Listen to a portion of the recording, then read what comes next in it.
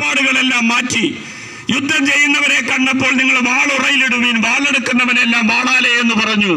അവരുടെ കാഴ്ചപ്പാടുകളെല്ലാം മാറിപ്പോയി എന്നുള്ളതാണ് സത്യം. അതുകൊണ്ട് തന്നെ ഉള്ളവനില്ലാത്തവരുമായിട്ട് പങ്കുവെക്കണം, രണ്ടുടുപ്പുള്ളവനൊന്നും ഇല്ലാത്തവന് കൊടുക്കണമെന്ന് പറഞ്ഞപ്പോൾ അവർ ശരിക്കും തീരുമാനിച്ചത് അവനിൽ വിശ്വസിക്കുക എന്നുള്ളതല്ല. അവർ വിശ്വസിച്ചത് ഇവനെ വകവരുത്തി കളയണം എന്നുള്ളതാണ്.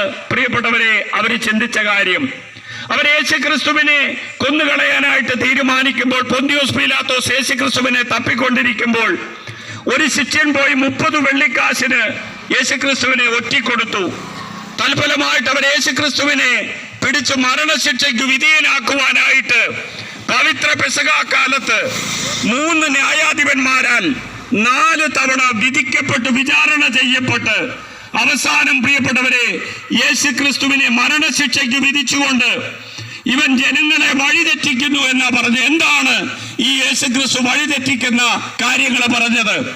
തെറ്റായ രീതിയിലുള്ള പഠനം പറഞ്ഞുകൊണ്ട് ഇവൻ ജനങ്ങളെ വഴിതെറ്റിക്കുന്നു. ഉള്ളവനില്ലാത്തവനുമായിട്ട് പങ്കുവെക്കണം, രണ്ടുടുപ്പുള്ളവൻ അതില്ലാത്തവന് കൊടുക്കണമെന്ന് പറഞ്ഞു.